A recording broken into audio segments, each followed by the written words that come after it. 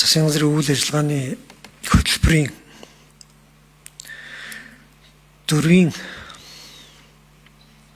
2-ийн 8-аас эхэлж байгаа. 4-ийн 2-ийн 16 иргэдэг чадварчлах, гамшиг аюулаас сэргийлэх, аврам хамгаалах, сэргийлэх сургалт, аврам хамгаалах зохион байгуулалтыг дэмжин ажиллах, орон нутгийн хамгаалалт, олон нийтийн аюулгүй байдлыг хангах, хууль сахиулах болон үндэсний сүрэн дэвсгэрийг чадах дэмжлэг үзүүлэх, чиг үүргийн үндэсний тогтолцоо бий болгоно.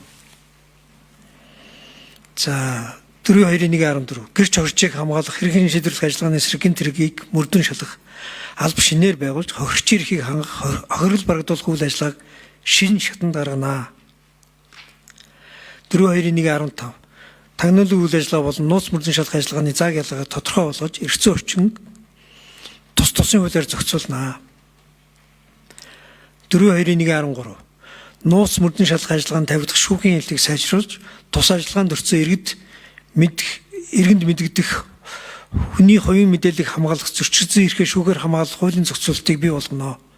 Гэх мэтлэн ингээд маш тодорхой хэмжигдэхүүц ийм ажлууд байгаа. Улсын их хурл засгийн газрын үйл ажиллагааны хөтөлбөрийг батлаад одоо яг 2 жил болж байна.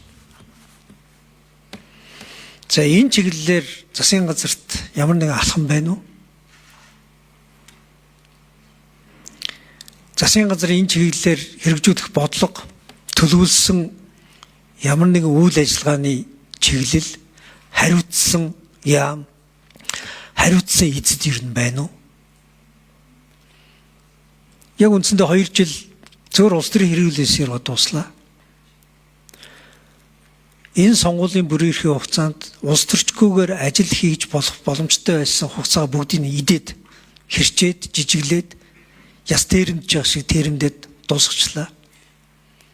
За одоо улс төрчгүйгээр ажил хийж болох энэ ганцхан чуулган бас энэ хаврын чуулган.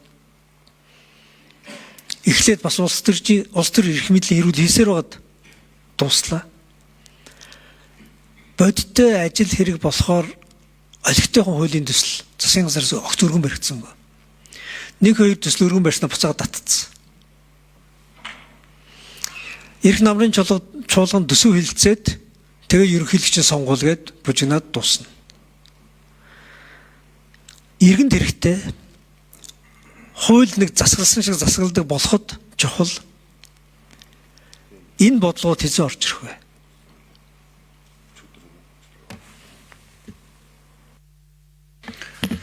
За, Тэмүүжин шинэ асуултанд хариулъя. Энэ 2 сайд асуултанд хариулъя. За, засгийн газрын үйл ажиллагааны мөрийн хөтөлбөр батлагдаад жил 6 сар болж байна. Жил 6 сарын хугацаанд 3 дахь засгийн газар дээр явж байна. За, үүний 1 жил нь бол таны асуусан эрхлэх асуудлыг танаа намаас одоо хамтарсан засагт сайдаар томилогдож ажиллаж ирсэн. Тэгэхээр энэ бол одоо нэг аль нэг намаас асуугаад байх асуулт биш хаа гэж бодож байна. Төрийн бодлоо тасралтгүй хэвээр үргэлжилж байгаа. За таны ярьж байгаа жишээлбэл гэрч хохирогчийг хамгаалах бие даасан хуулийн төсөл шинэ хууль зүйн сайдын ширээн дээр байгаа. Би ажлын хэсэг байгуулад боловсруул дуусаад холбогдох хүүхэн агуулгуудаас санал аваад олон нийтийн хилцүүлгийг нэгээд хууль тогтоомжийн хууль заасны дагуу холбогдох судалгаануудыг хийгээд бүрэн засгийн газрын оролдооноор хилцүүлэхэд бэлэн байсан. 4 сар хууль зүйн дотоод хэргийн сайдаар ажилласан. 2 сар хагасын буюу яг 75 хоногийн чуулганы ээлжид бус одоо хугацаатай ажилласан. Нийтдээ 15 бие даасан хуулийн төслийг энэ хугацаанд боловсруул дууссан. 6 бие даасан хуулийн төслийг улсын их хурлын сая хаврын чуулганы эрхэнд өргөн барьсан. Тухайлбал аюулгүй байдал гадаад бодлогын байнгын орон эрхлэх асуудлын хүрээнд харт амхтай тэмцэх бие даасан хуулийн төслийг өргөн барьсан. Төрийн нууцын хуулийг шинжсэн найруулгаар өргөн барьсан. Төрийн нууцын жагсаал батлах тухай хуулийг мөн өргөн барьсан. Сууц өмчлөгтэй холбооны эрх зүйн байдлын тухай хуулийг өргөн барьсан. За одоо мөн гэрч хохирогчийг хамгаалахаас гадна таны асуусан гол одоо асуудал бол прокурорын байгууллагын тухай байлаа. прокурорын байгууллага мөн одоо хуулийн байгууллагуудаас мөрдөн шалгахтай холбоотой, нууц мөрдөн шалгах ажиллагаа явуулахтай холбоотой ийм бусдыг эрүүдэн шүүссэн хараат тус бие даасан мөрдөх албаны тогтолцоог бүрдүүлэх үүргийг засгийн газарт улсын их хурлаас тогтоолоор өгсөн баг. Прокурорын байгууллагын хууль тэр дотроо прокурорын мөрдөнг яг дөрвөлжавын үеиг шиг биш. Өөрөөр хэлбэл эрүүгийн эрхийн шийдвэрлэх тухай хууль заасан харьяалал хамаарахгүйгээр мөрдөн шалгадаг хэлбэрээр биш. Нэн тодорхой хэргийн харьяаллыг тооцох хэлбэрээр прокурорын мөрдөн байцаах албыг сэргээн байгуулах энэ хуулийн төслийг шинэ хууль зүйн сайдын ширээн дээр ажлын хэсэг байгуулад боловсруулад бэлэн болгоод тавьсан баг. Тийм учраас одоо би энэ асуудлыг хууль зүйн сайттай бас хэлсэн байгаа. Амар сайхан сайдад энэ асуудлыг бас одоо үргэлжлүүлж явуулах нь одоо зүйтэй бахаа гэж үзэж байна гэдэг байр суурь бол хэлсэн.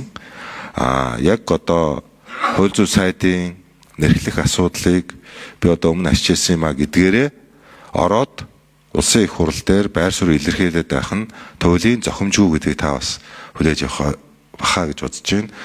Тэмүүжин гишүүний тэр эхний асуултын талаар батлан хамгаалах юм сан байгаа юу? Төрийн нэрийн баг маань. Төрийн нэрийн бичгийн дараах хариулт өгөөч. За Тэмүүжин гишүүний асуултанд дамж тодруулж хариулъя. 2 номер төрийн нэрийн бичгийн дарга Гавьяг дарга. Батлан хамгаалах яамны төрийн нэрийн бичгийн дарга Гавьяг гишүүний асуултанд хариулъя. За үндэсний сөрөн төсвөрлөх чадхыг нэмэгдүүлэх бодлогын бичиг баримтыг батлан хамгаалахын сайд ахаас ажлын хэсэг бол бэлэн болгосон байгаа. За ягаад бүр хойшилсон гэхээр үндэсний аюулгүй байдлын одоо үзэл баримтал шинээр өөрчлөгдөж байгаа. За энэ өөрчлөгдсөний дараа бид бол оруулахад бол бэлэн байгаа.